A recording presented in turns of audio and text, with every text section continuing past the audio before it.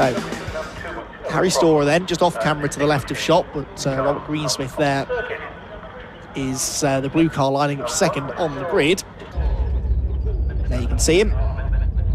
So it is Storer on the right of the road, on the left Robert Greensmith. The second round of the 2021 Mazda MX-5 Clubman Championship about to get underway here from Croft. It's going to be another rocket ship start for Storer from the inside of row one. Pretty even it seems. Dan Blake there cutting from the outside to the inside line. But yes, it's actually going to be Greensmith. I think they've got the better start, but he's on the outside line. Can he clear Storer? Yes, he can. So Robert Greensmith has got the lead going into Clairvaux, and he will now try and hang on to it if he can. He's not been his quickest Storer so far this weekend, but track position is worth so much here at Croft that he might just be able to hang on. Storer then in second, Jay Shepherd third, Kevin Bird fourth. That's grid order, third and fourth.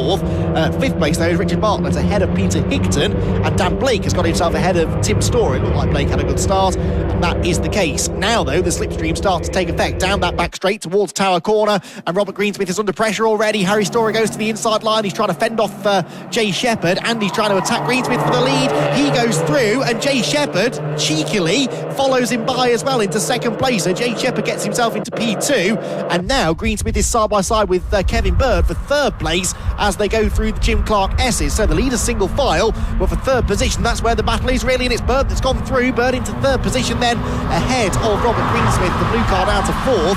Well, talk about going from hero to zero. He started second, got the lead into turn one. Half a lap later, he was down in fourth place. That was not how that was supposed to happen.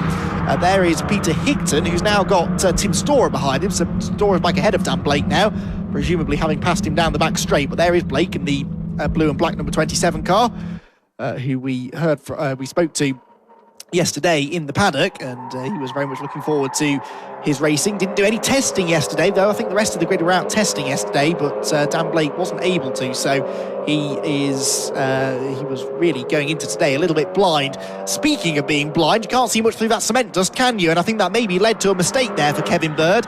Ran very wide coming out of the final corner, but Robert Greensmith was sideways because he was on the tighter line, but that meant he was driving on the cement as he tried to get the power down off the corner. And the windscreen wipers now on, not for rain, but for dust that will have been put across the windscreens. Just a little bit of a distraction there, though, for Kevin Bird. Maybe he missed his braking point at Clairvaux. The car really seems to be understeering, doesn't it? And Greensmith surely is going to go up the inside now into the chicane. Couldn't quite build the momentum quickly enough, though. And so it is still Kevin Bird in third. Greensmith fourth. Richard Bartlett fifth, ahead of his race one sparring partner, Peter Higton. Tell you what, Jay Shepherd isn't letting Harry Storer go here. It's amazing what you can learn by following someone that's been setting the pace all weekend. There goes Bartlett with one of his trademark late moves on the inside at Tower Corner. He's just able to brake so much later than everyone else, it seems, Richard. Got him into a spot of bother, actually, in race one when he made that move on Higton at the hairpin. I don't think Higton saw it coming, and they rubbed and both ended up off the road coming off the corner. But that time, thankfully, he managed to make the pass cleanly, and he's straight away onto the tail of Kevin Bird for third. So Richard Bartlett is not hanging around here, wants to get himself out of this midfield battle as quickly as he can and chase on after the leading two, who themselves are far closer together now than we ever saw in the previous race. Jay Shepherd wasn't really able to go after Harry Storer. No one was in the first race, but Shepherd is right with him. Look at that. Jay Shepherd, who was a race winner in the Fun Cup Endurance Championship last year, actually, in his own team, Team Wasp, won at Thruxton on the... he didn't win at Thruxton. I beg your pardon. He was leading at Thruxton until the late stages. Didn't quite get the win. Robert Greensmith there up the inside of Richard Bartlett. Heads out of the final hairpin. And they go down the pit straight then, now in the new order of Robert Greensmith fourth and Richard Bartlett in fifth position. Bartlett, though, is going to try again and get up the inside, isn't he? Oh, what a move from Bartlett. That is exactly what I was talking about. He's so much later on the brakes. I don't know how he's doing it, but he's braking so much later than anybody else. And Richard Bartlett just charged through on the inside of Robert Greensmith there and moves back into fourth. This is going to to and fro a little bit, I think, here, isn't it? Bartlett now, though, setting off after Kevin Bird in front. The leaders, by the way, still very close together indeed, with... Oh, no, they're not, because Jay Shepherd's slowing. Jay Shepherd is slowing down the back straight from second place. Oh, what happened there? Jay Shepherd has, for some reason, ground to a halt down the back straight. How many times have I put the curse on a driver today? Literally, as I was saying, he was chasing Harry Storer down. He's managed to, well, he hasn't done anything wrong. It looks like the car's just broken, but poor old Jay Shepherd, there he is. Unfortunately, the Wasp liveried car out of the race. And Jay Shepherd will be scratching his head. He's shaking his head now in the car, isn't he, as he tries to figure out what on earth went wrong, but he's not going anywhere, is he? That car is out of this one. So Jay Shepherd then goes no further. Jay had a big accident in that car at Silverstone last year, so I don't know if it's the same one that they've rebuilt. I think it probably is. Seem to remember he got out in it at Brands Hatch at the end of the year as well, so they got it fixed up. And Greensmith back up the inside. That's exactly what he did last time, isn't it? Dived up the inside of Bartlett at the hairpin, but Bartlett gets a good exit. Can he pull fully alongside down the pit straight? Doesn't look like he will, but we know he's good on the brakes. Now Greensmith surely this time is going to defend that inside line. He does. Bartlett goes to the outside. Seems to have a bit more straight line speed though, does Bartlett. Possibly different gear ratios in use. He's going to sail around the outside of Greensmith and gets back into that third place. Greensmith almost tags his rear bumper there as the two lines merged on the exit. Again though, Bartlett runs out wide. Greensmith does get into the back of him this time, and Bartlett waves at him. That's not going to stop him. Robert Greensmith is still going to be just as keen to get past you, whether you start making rude hand gestures at him or not, Richard. That was a great presence of mind though there from Richard Bartlett, who you'd think would have his hands full just trying to hang on to the place. Windscreen wipers on for both of our leading drivers now, and this isn't an area of the circuit where there's been cement dust down, so maybe a bit more drizzle in the air, but you can see the track is still bone dry. So just a bit of psychological rain again here, maybe. Oh, there's a green flag there. Oh, of course, that's because there are yellows where Jay Shepherd has pulled off, obviously. So the battle again for second place then looks as though it's going to attract most of our attention. Oh, well, that caught everyone's attention. That's a big lose for Tim Storer. I mean, he arrived at the corner about 10 mile an hour quicker than poor old Peter Higton, who had to jump out of his way. And Tim Storer lost control then because he was carrying too much speed. He ran out onto the grass and lost the rear of the car and then spun right across to the inside. It's quite hard to end up on the inside there.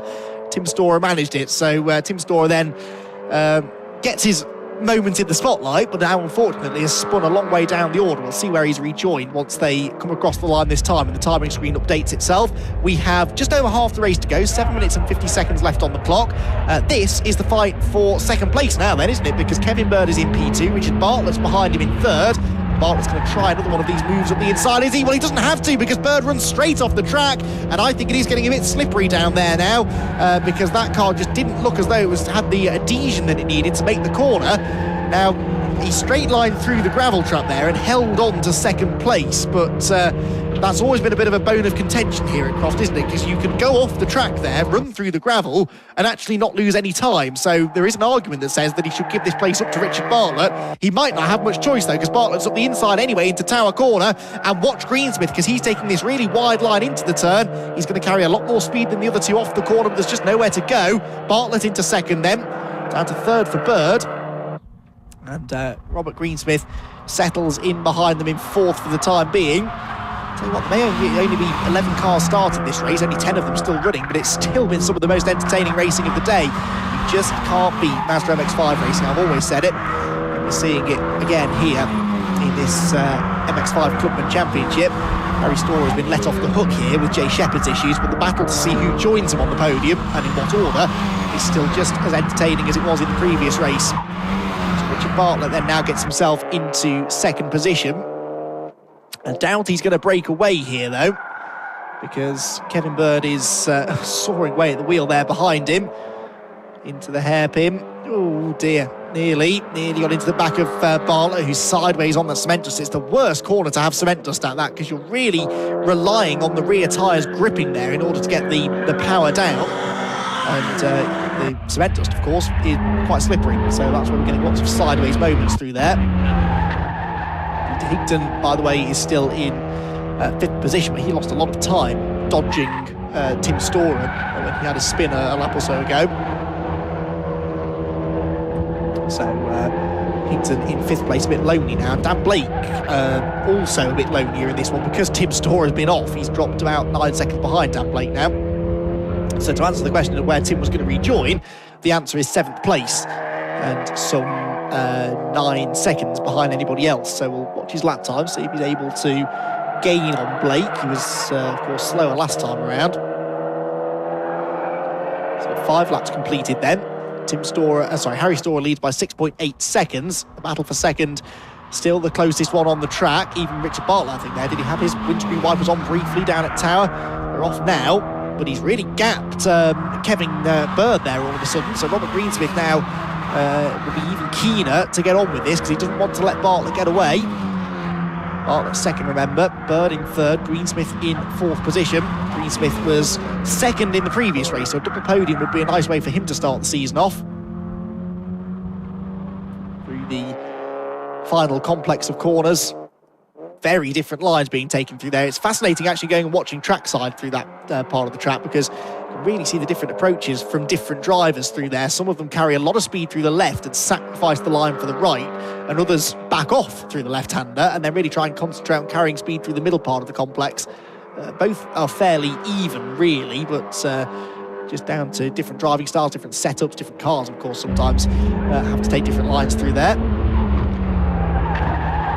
Bird then in this third position with 4 minutes and 10 seconds left on the clock in this second race of the day. And again, Bird's car, it seems a bit softer, doesn't it? There's a bit more travel in the suspension on Kevin Bird's car, and it sort of wallows its way through the corners. Doesn't look like it should be handling very well, but it's probably handling the bumps a bit better than Robert Greensmith's car, which seems a bit more stiff in its suspension settings.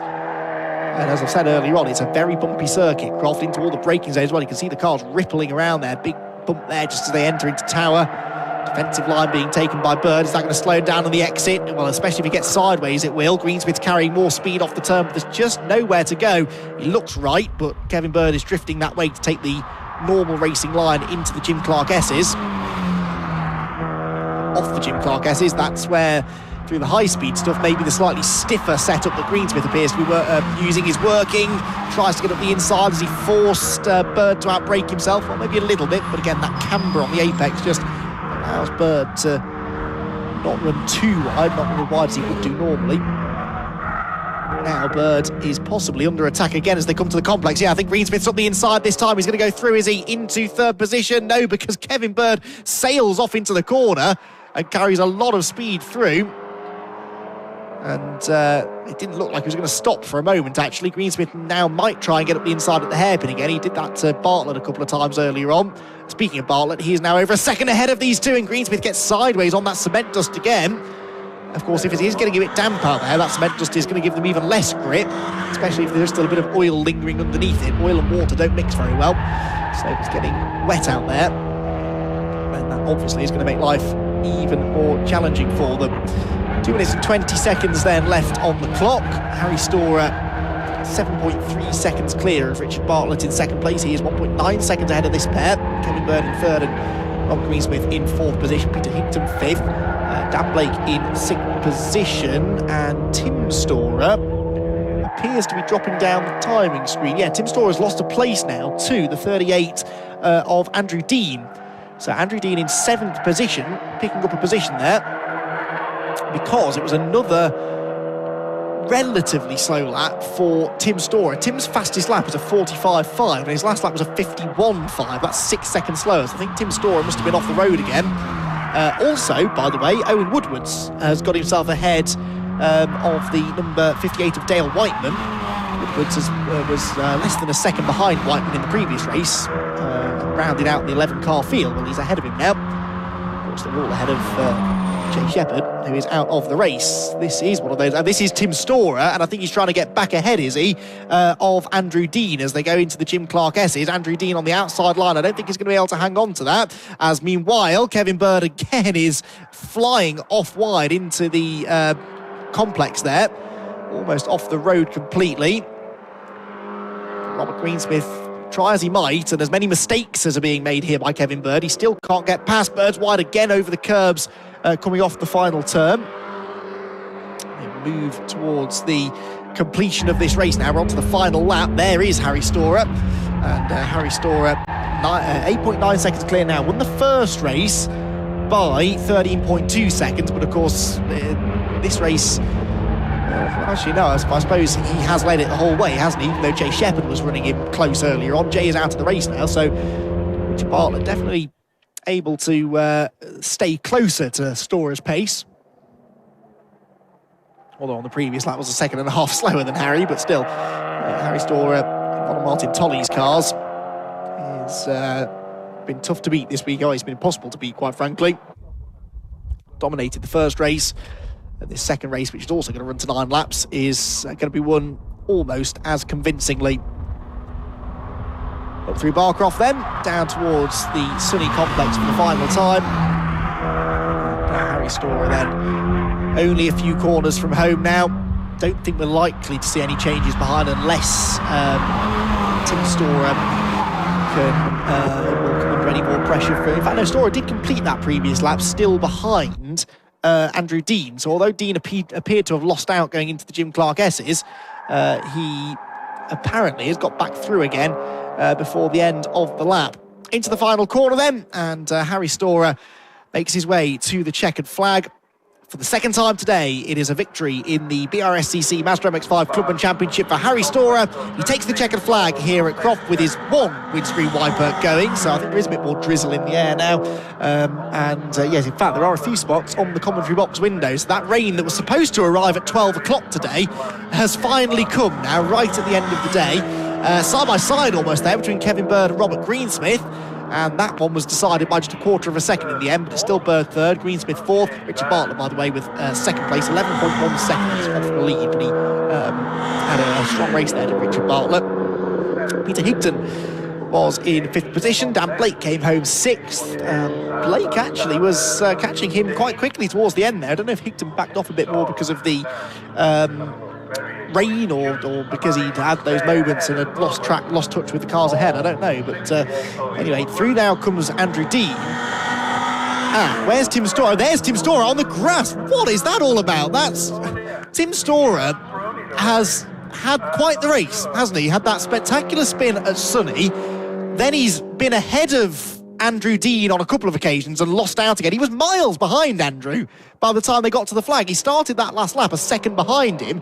He was already about 5 seconds back, so he's obviously had a moment on that lap and then had another one going out of the hairpin, but it's almost like the throttle got stuck open or something there. That was really, really strange. Anyway, let's recap an entertaining second round of the Mazda MX-5 Clubman Championship, where it was Harry Storer that took the race victory.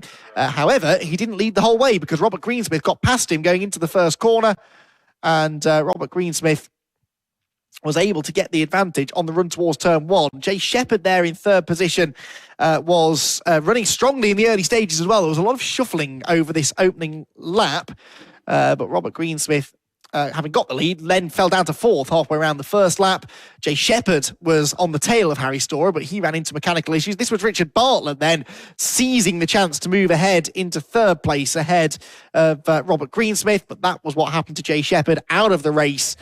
Racing here at Croft, and we've got a double winner here.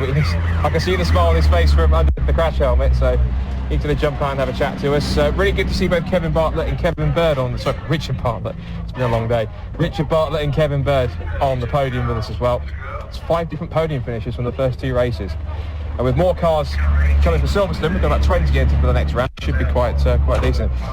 Out gets Harry Storer. And his trophy is champagne and his hat are on the bonnet for him to collect. And we'll have a chat with Harry. You had to get your elbows out a bit more for the start of that race. Once you got in front, you never looked back. Yeah, I mean, I'm panicking a bit at the start there. Obviously, came on the first corner and second, and saw the rain. And no, I'm not best in the rain, so started to panic a bit. I don't know. It must have had an engine problem or something like that, and gone off. So from then on, I was pretty much alone. So. But yeah, definitely a bit of a tight moment at the beginning.